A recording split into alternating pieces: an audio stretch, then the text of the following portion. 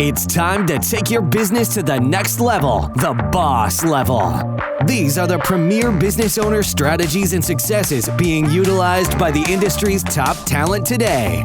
Rock your business like a boss, a VO boss. Now let's welcome your host, Ann Ganguza.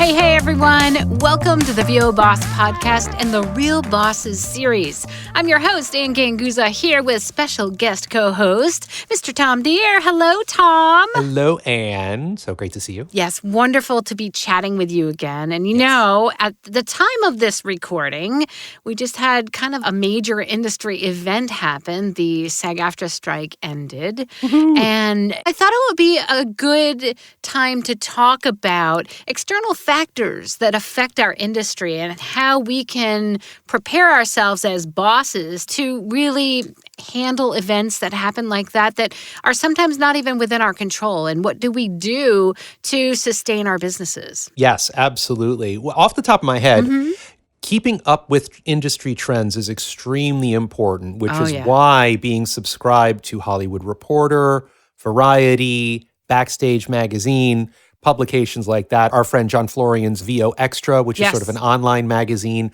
Just being aware of what's going on in the industry, because seeing the highlights on the nightly news can only get you so far. Absolutely. Because just a little B-roll and a little this, that, and the other thing, and see Fran Drescher for 5 seconds, blah, and then going on to the next subject. Well, yeah, and we should know that Fran Drescher, what her role.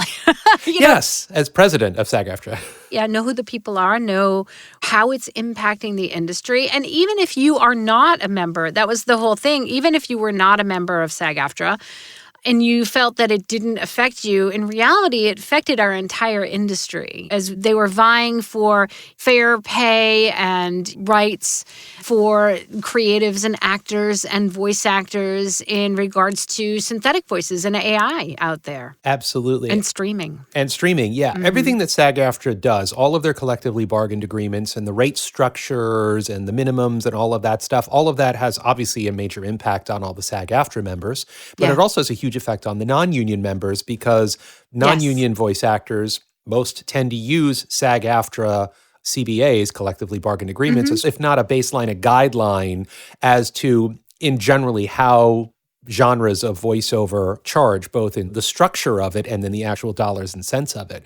And it will trickle down into the non-union world, directly and indirectly. So absolutely, everything affects everything in our industry. And it's something to consider. Again, I say this over and over again, that it absolutely affects, even though, as you mentioned, if you're not even a member, it affects the industry. It affects the perception of creatives and their value and their worth, right? And one of the reasons why we are in this as a business is to make money, right? I mean, in order to sustain our businesses and to do what we love for a living, we need to make money, and we need to be able to pay the bills. We need to be able to have essential things like healthcare. And even if you're not a member of the union, the perception of the market who has services, right, or purchases our voice or hires us, right, and pays us money, it's very important that that perception is one of value and one of worth, so that we can have this as a career and have it as a sustainable career, so that we can survive. It's interesting because most of the time when you watch the news or you're talking to people in other industries and there's a strike of some kind, it's usually, we just want more money. Okay, and then various things here and there. What was interesting about the SAG-AFTRA strike is that it was obviously nationally, everybody was watching what was going on, because everybody who watches movies and television shows and streaming are impacted by this fall lineup, and then in the spring, we're really going to be feeling it because it's going to be rerun city. But what was interesting about this is that, yes, they wanted like a 7% increase, and they wanted certain things.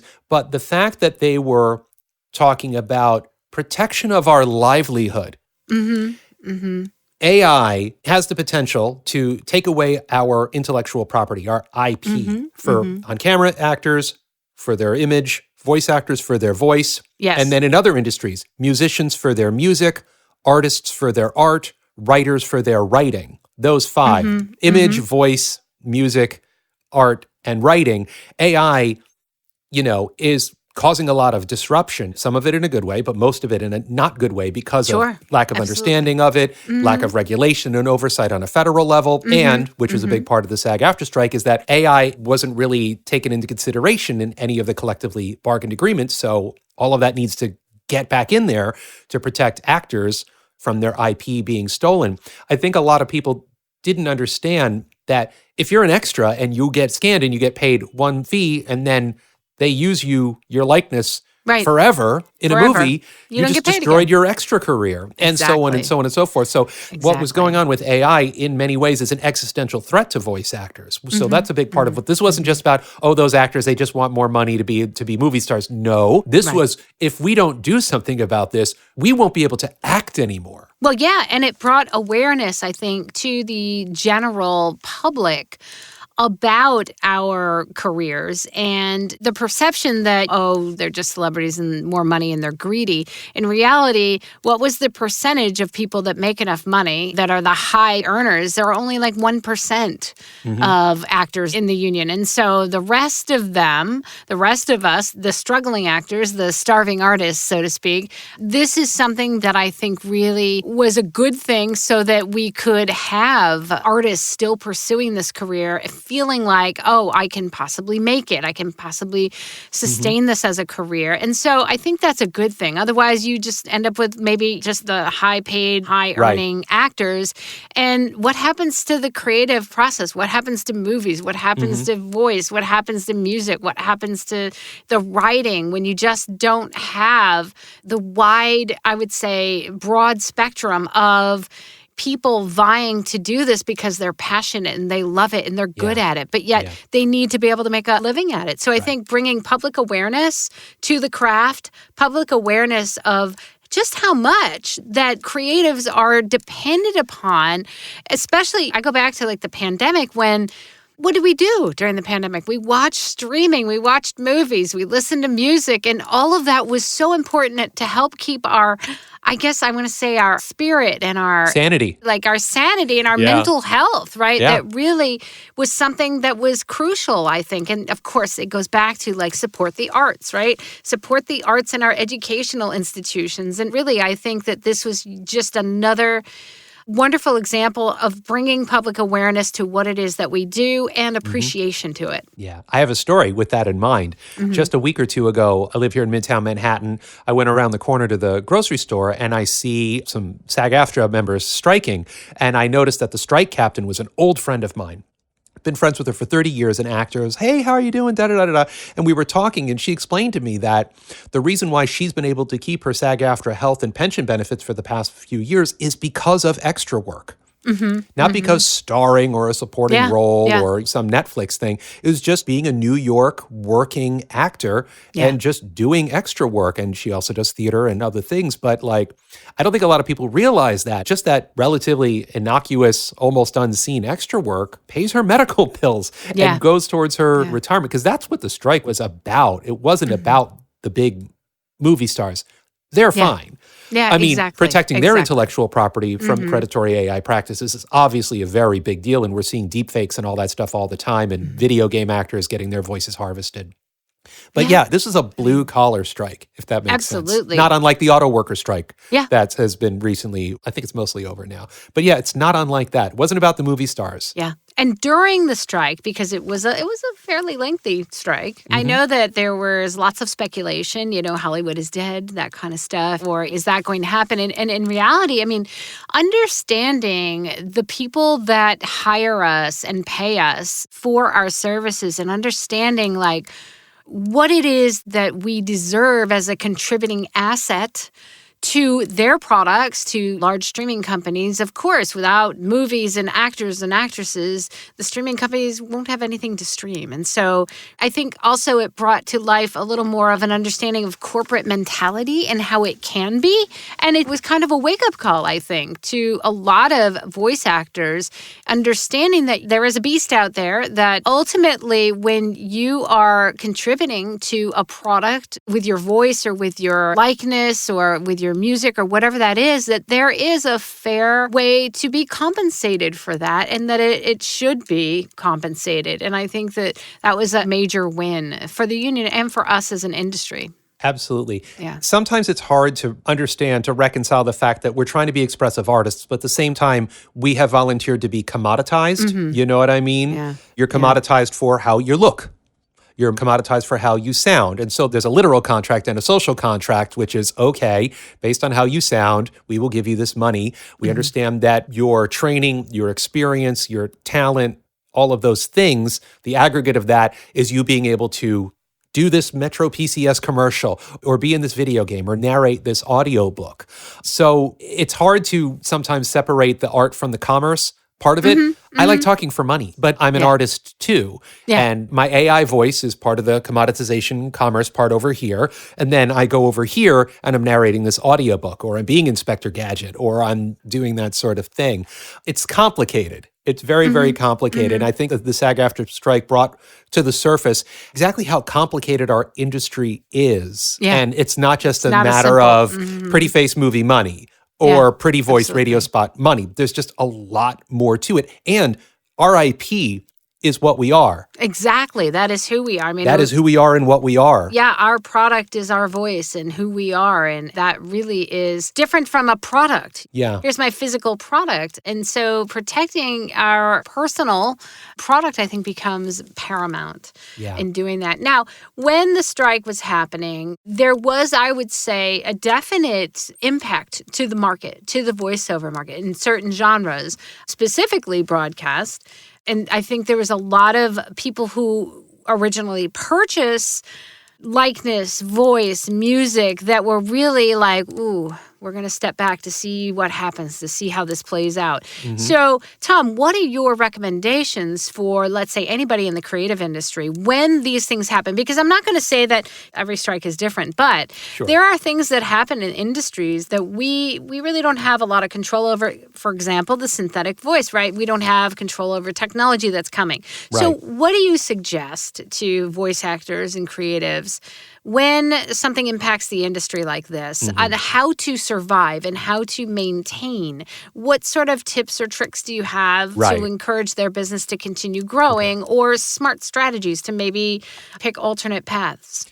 Well, in addition to my suggestion that I said earlier about reading the trades and understanding what's going on, and I was witnessing this directly throughout the strike on social media, as there was a lot of hysteria. There was a lot of fear. There was a lot of judgment on various sizes. And you could see who didn't really understand what was going on, both union and non-union voice actors, why it was happening. And then they were just putting everybody in a bucket and labeling that bucket. So it definitely had a cultural, and psychic's not the right word, but a psychological impact. So one of my biggest tips is, yes, the AI and other things and what the AMPTP were doing and their offers was posing in various ways existential threats to our industry. However, you need to keep your eyes open. You need to remain objective. You need to collect facts, and you need to make thoughtful, informed decisions about what to do to move your business forward. Yes. Amen. Amen. That was just wonderful advice. Yes. Absolutely. Education is so important. I say it, gosh, I feel like I say it almost every podcast. Like, what do we do? How do we handle things? Educate yourself. And be objective whilst educating yourself. And don't prejudge the information that you're getting. Don't bias yourself while you're doing your research by listening to the loudest jerk in the Facebook group, or listening to your own FOMO, imposter syndrome, whatever's going on in your head that could get in your way. It's always sensible to have a plan B. We've spoken about this briefly before, but like having multiple income paths and passive income paths too, I think. I'm a big fan of passive income. Me too. I love having passive income and something that can help sustain you while maybe things are slow in your business and the market is reacting. Again, we are slaves to the market. in reality. If people don't value our product, they are not going to purchase our product. So therefore, we need to keep our eyes on the market and find out how we can provide a valuable product. Yeah.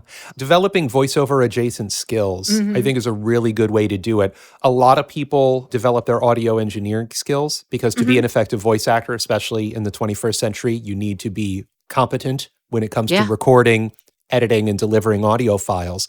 Then there's other things that people do: virtual assistants, proofreaders, translators if you're a bilingual voice talent, virtual assistants, social media managers. So, I mean, what I just named 5 or 6 or 7 things. So like if you're early in your voiceover journey and you want to do this for the long run, but you still need to sustain yourself and you maybe don't want to or can't for whatever reason have that full-time job, developing skills that will ultimately help you and complement and enhance your voiceover career and make money at the same time can be a really great way to go. And I always recommend that. I think we all bring our real world experience to the voiceover career. Like, I mean, I had a previous experience in teaching and in engineering. And so those things, and working in the healthcare industry. So those things I could bring to my voiceover career, but I could also consult. I could also continue to do those things. And I don't think there's anything shameful in pursuing multiple paths for generating income, especially when this is such an entrepreneurial endeavor. I mean, it is one of the things that most people, if they come from the corporate world, they're just used to, I'm going to work and I'm going to get paid. Well, this is a completely different flip the switch kind of thing where, oh gosh, where's my next job coming from? That's where I think a lot of people who are not necessarily prepared or have never experienced being an entrepreneur before or being a business owner before, this is new to them. So you need to really prepare yourself as much as you possibly can for fluctuations in the market. Yeah. One thing I teach my students is that your last gig isn't necessarily your lowest paying gig and your next gig isn't necessarily your highest paying gig. Because people think it's this like vertical, incrementally thing that next big gig will be bigger, more money, bigger, more money. And that is not remotely true. And I will ultimately make 6 figures. You know, that I feel like I've climbed, I've made 6 figures. Now I'm going to make 6 figures for the rest of my career. That doesn't always happen. That does not always happen. Again, fluctuations in the market. There's a lot of factors in play. What are you investing in? What money's going out versus what money's coming in?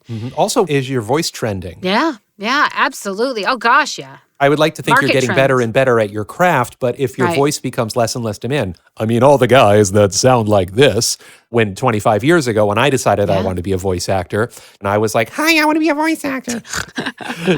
You know what I mean? And, you know, all these bassy bearded guys with Hawaiian shirts, and you know what I mean? And now, I mean, is there still a demand for that kind of voice actor? Yes. Exponentially less of a demand for that type of voice actor. But if you didn't develop your abilities as a storyteller and develop your genre awareness and the ability to do different things than just this one announcer read, then your income will go down. I talked about this with Law in a previous episode about casting. When it comes down to demographics, right? The company's product that they want to reach a particular demographic. So it may not be that you didn't perform, you know, or you didn't nail that audition. It just might be that you're in the wrong demographic for the effective sale. You know, I mean, if they're targeting a younger audience and you have a more mature voice, that may not make sense, and vice versa. So again, it has to do with understanding the market and understanding where your product fits in that market. I cannot stress that enough. I mean, that just to me is like, you must think of that. And your product will change. Yes, exactly. And if you have, let's say, a mature voice, right?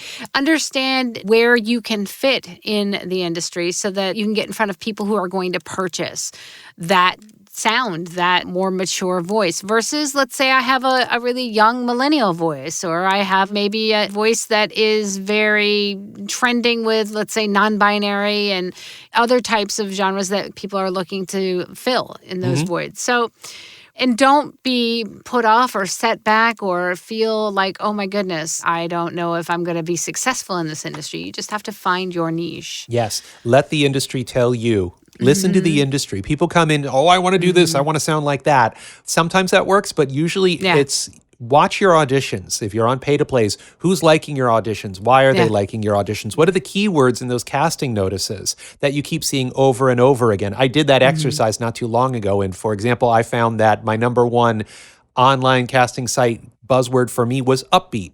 I'm like, because I kept getting booking and getting liking those. It's like, oh, okay, well, then that's something I can put over here. But then I've also found out recently, Ryan Reynolds is a keyword. Oh, yeah. I totally can hear that. Yeah, that I've been getting. I literally just booked a commercial just last week because they wanted a Ryan Reynolds sound. Yep. Absolutely. Yeah, it's always good to know who your doppelganger is and who your sound-alike is. And putting that as part of your marketing campaign can really help. Absolutely. SEO keyword. Yep. Any other tips on what you can do when, let's say, the market is not necessarily looking for your particular product? Outside of education, what else? I was going to say the easy one is get coaching. Yeah. Talk to you, fabulous voiceover coach, but also talk to casting directors. Yeah. Talk to a Mary Lynn Wisner or someone else and say, okay, my sound seems to be out. Can you help me find a voice within my range and demographics that I can do, and, invest in some education, some training to kind of adapt, because your money voice isn't always going to be your money voice. I know mine's definitely changed over the past few years. My Tom Plus has now gotten into more of this Ryan Reynolds, a little more sassy, conversational kind of thing. And once I stopped fighting against that, I started booking a lot more, especially I've been booking more commercial work lately because I'm bringing a lot more just plain old Tom to it. Well, isn't that funny? Because as we progress and as my career advanced as well, becoming more of myself and understanding who I am and understanding my product and how I can bring more of who I am to the read always has gotten me more work. I mean, it just progressively has gotten more work. So, and again, I say this on a lot of podcasts, but it is so important more than ever now to be that actor, to bring your own unique point of view to the read, because that's what's going to get you noticed and that's what's going to get you hired. Yeah. As a demo producer, how many times have you worked with a student and you're talking before the demo record and they're just da-da-da, da-da-da-da-da, and you're like, okay, take one, and they go blah, blah, blah, blah, blah, blah, blah. Like, how many times does that happen? Oh, yeah. A lot of times. A lot of times. Yeah. And it doesn't take much to put you out of the moment, in the acting moment, and go into a read. It really doesn't. And sometimes it just takes a note or a loss of focus for like 1 second, and it brings you right out of the read. So if you are not consistently in that scene, acting, reacting, doing that, you can just lose the read, which is why in long format, like narration stuff that I specialize in, a lot of corporate and e-learning, to just lose your focus for even just a second can take you right out of that. And that's noticeable to the ear.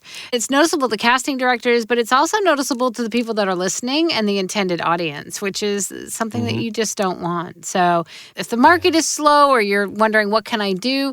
Yeah, education and coaching, I think. And again, I say that as an educator, I say that as a coach, but not just because I'm a coach. I mean, really, what else is there when you want to refine and upgrade? And everybody's always trying to improve their products, right? Any company is trying to create a better product. And that is not just a one-step, one-and-done process. I mean, that is something that if you're a company that wants to remain competitive and have competitive products, then you will continually evolve and improve that product. Yes. Marketing is also the thing to do when things are slow. Yeah. Always, always, always. The more you can demonstrate your humanity when it's slow, just to let people know that you're still here, you're still working in the voiceover realms, and even though you may not have a big gig to talk about, always be demonstrating your value and your progress. I attended this conference. I just got out of a session with this coach. I had such a wonderful time. I learned so much. Those are the things that are part of your long-term investment in your social media strategy, your online presence, your search engine optimization, and for people to know that no matter what's going on, you are consistently there, you are consistently positive, you are consistently learning, and you are consistently growing. And that helps keep you top of mind. Absolutely. Top of mind is important. Well, what a great discussion, Tom. I feel like we could talk about this all day. We could. But I want to keep this top of mind because I think it's important. Bosses, here is your chance to use your voice, not only to get hired, but to make an immediate difference in our world and give back to the communities that give to you. You can visit 100voiceswhocare.org to commit. And big shout out to our sponsor, IPDTL. I love IPDTL. IPDTL gives me connections with wonderful bosses like Tom Dheere here and many, many other clients. You can find out more at IPDTL.com. Bosses, have an amazing week, and we'll see you next week. Bye. Join us next week for another edition of VO Boss with your host, Ann Ganguza. And take your business to the next level. Sign up for our mailing list at voboss.com and receive exclusive content, industry revolutionizing tips and strategies, and new ways to rock your business like a boss. Redistribution with permission, coast-to-coast connectivity via IPDTL.